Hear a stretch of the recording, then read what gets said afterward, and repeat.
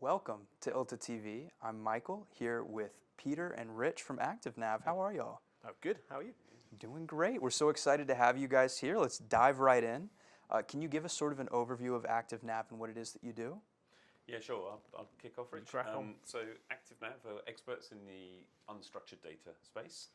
And I say that very carefully. That means we don't look at structured data.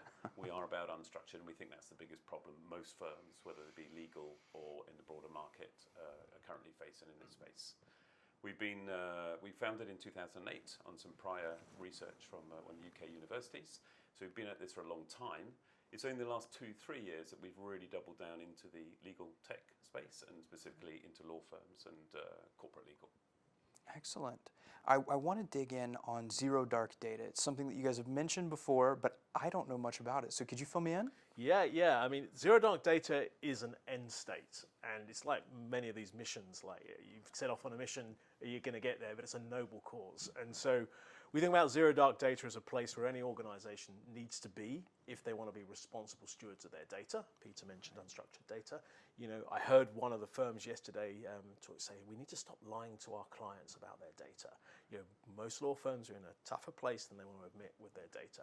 And zero dark data then is the space they want to try to get to, where they understand all of their unstructured data so that they can make defensible decisions on its disposition, on its retention, and on its compliance with regulations, outside counsel guidelines.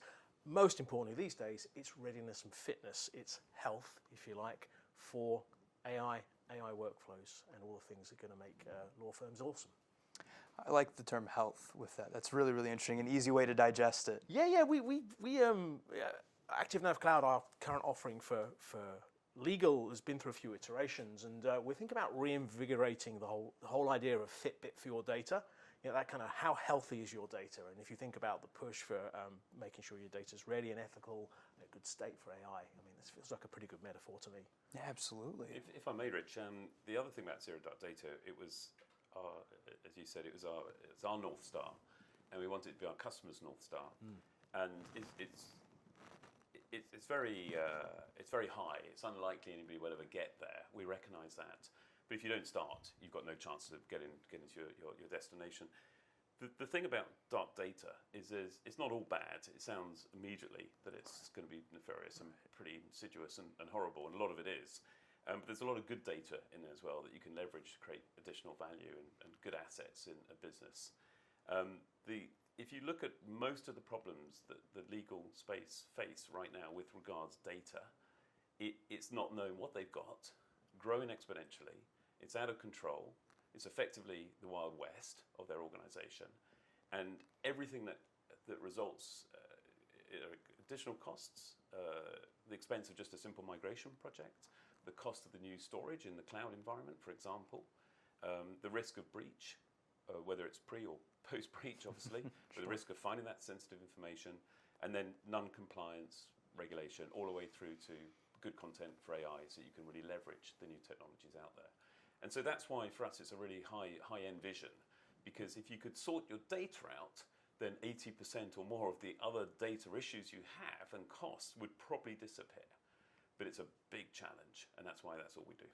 I mean, that sounds absolutely fantastic. So it would be absolutely amazing. So looking at that, what are you guys currently focused on?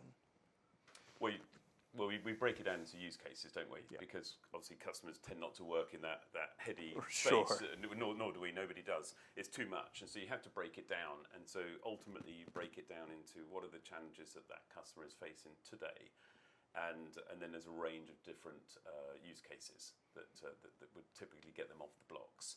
And once they get moving, then it can spread, if you like, into those other use cases, or they can see other value and they can start building that value. Yeah, I think what I'm seeing a lot of in recent months, and we'll talk later about the trends at ILTACON, I guess. So I'll end up repeating myself, perhaps if I'm not careful. But CIOs are being handed this dark data problem, and they know it's there, and all these triggers we spoke about. So readiness for AI, compliance, matter-based compliance, general compliance around privacy and the like. They're being thrown the ball. We can no longer sit on this problem. And so many CIOs are coming to us just around simple data cleanup. Find out what unstructured data I hold in my file shares and I manage in my email, understand it so I can target and begin to prioritize this huge mess as part of a cleanup effort. And a quote from one of the top 10 firms a while back: it took us 20 years to get into this mess. It's going to take us a little bit of time to get out, and we need some help. And that's kind of, that cleanup thing's really been a spike of interest in perhaps the last 6 months, just kind of understanding, getting rid of the trash. And that comes back to that dark data metaphor, the trash.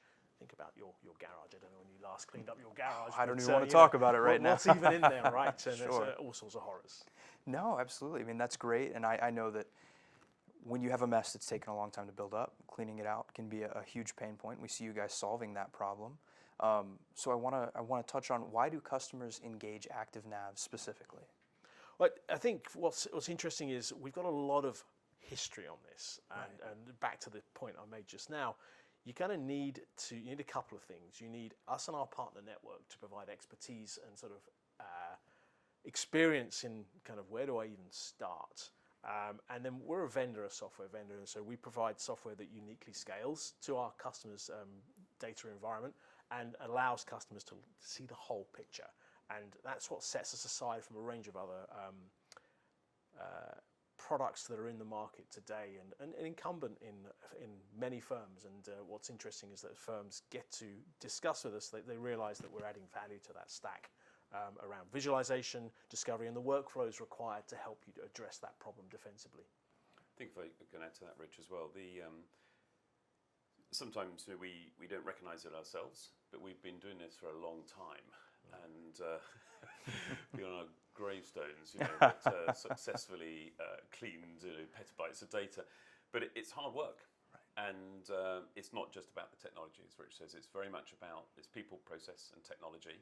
Technology has to be the appropriate technology, has to be appropriately balanced, scalable, and deliver and enable the customer to make those decisions. But ultimately, it's the process, which is the methodology, and then the people that are running it, whether they're in-house and out-house, that will make any program project successful and keep it successful on an ongoing basis. Very much not for Christmas type programs. You can clean data up and then the next day it's dirty because people have already started misfiling matter, et cetera, or not putting the appropriate metadata in. So it's a forever problem, but it really comes down to those three things being in place. And if one of them is weak, a three-legged stool, one of them is wobbly, then there's a risk that the program won't work. So you've got to get those in place. And I think, so what's the differentiation to ActiveNav? So yeah, we've got great technology. We've been doing this for a long time. We've had an on-prem tool that's been used across federal government, across the defense community, and in lots of Fortune 500s. So we've earned our spurs, if you like, there. But we took all the knowledge from that, and that's what we built into our cloud. And then what we've done is we've taken an extra slice, if you like, another lens on it, and put the cloud into the legal stack. And specifically, what are the issues that attorneys and lawyers are facing in the market? As people steeped in this industry and who can kind of feel the pulse of which direction it's going, are you seeing any specific trends with AI or cybersecurity? Yeah, I mean, we see a particular slice, and so for me, the point I made just now about all of a sudden people wanting to do cleanup is a big deal. And I think that means that AI is going through its hype phase. And I want to say that's like a year ago. I was sort of ILTACON last year, and there was a lot of big bubble around AI, and now people are actually engaging with the implications of that. And for us, that particular trend is, okay, if I'm going to get real value beyond, if you like, kind of personal workflow automation and the like, if I'm going to scale this around sort of larger workflows, I really do need to attend to my data, and I can't.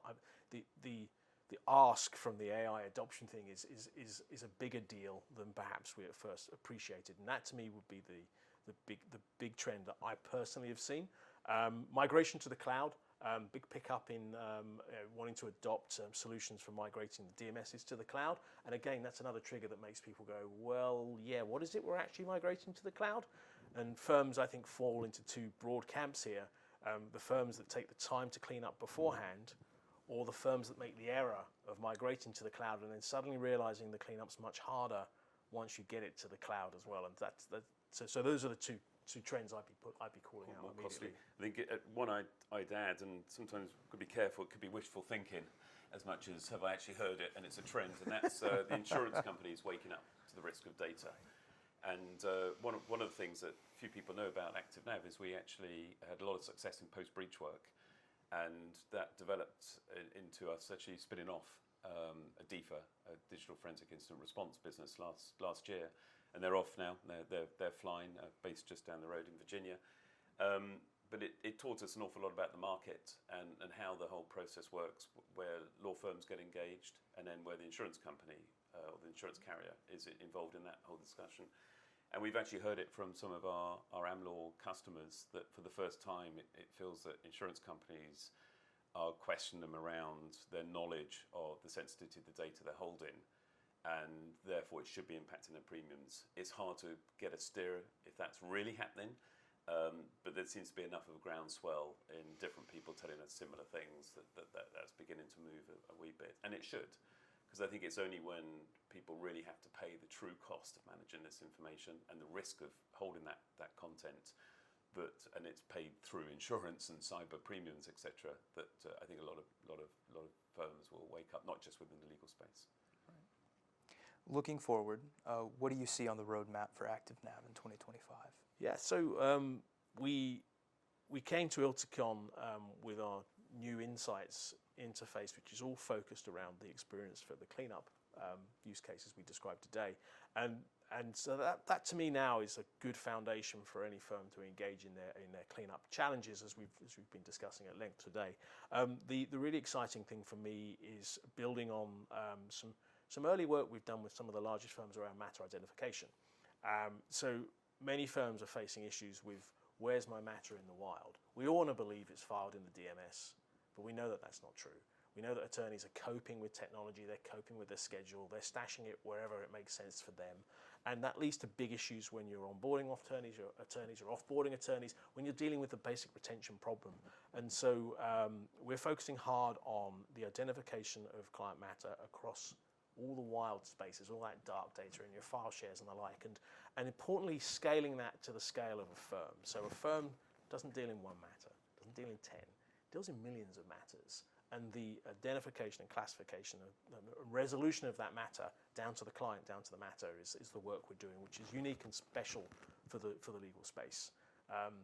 So that's our immediate roadmap focus, and in time I see that developing into what I think of as crown jewel data. Any industry has crown jewel data. Legal industry, it's matter. There are other industries that have crown jewel data, and the application is applicable to most high IP businesses and organizations. Now, lastly, what sort of trends are you seeing at ILTACON 2025? I know that we're only on day 2 as of the recording, but are there any things that are standing out to you? The answer I gave you just now would have been exactly the answer I tell gave you you what, now. we'll edit it just like that. Did you have something? Sorry, I was struck by the guy who said we're lying to our customers around their data. So if you ask me to that's a trend. bank, if you ask me to bank on one, that would be the one I bank. I'd struggle with that otherwise. I think we touched on it earlier, and again, I don't know if this is helpful, but the maturing of the AI discussion, it was crazy a year and a half ago, and it still is crazy, and it's obviously a bubble of some sort. We don't know how that's going to play out, but most bubbles play out in a certain way, don't they? There's plenty of trend data explaining what happens to a bubble, and so I think what's quite interesting, it feels like it's just cooled a wee bit, and it's a mature discussion that's now taking place. And I only arrived last night, so I had an hour or two just walking the expo hall last night, and then a few other partner meetings and customers and what have you. And it just felt that it wasn't quite such a frenzied, frenetic type of discussion, and people looking for AI in your booth text, which it felt was the case a year or so ago. So hopefully that's the case, because I think that's what the market needs, a bit of a cool approach. Yeah, a nice cooling period for AI would be fantastic. So. Yes. Now, if folks want to learn more about ActiveNav, where can they go? There's the usual place. Go to our website, ActiveNav.com. Nice and easy. There's plenty of information there. There's lots of reports. There's some collateral supporting our methodologies. How do you do this? How do you get off the start line? So I think most people find that extremely helpful, and all our contact details are available there. Awesome. Peter, Rich, thank you so much for joining me. Thank you, Michael. Thank you very much, Michael. Pleasure. Thank you.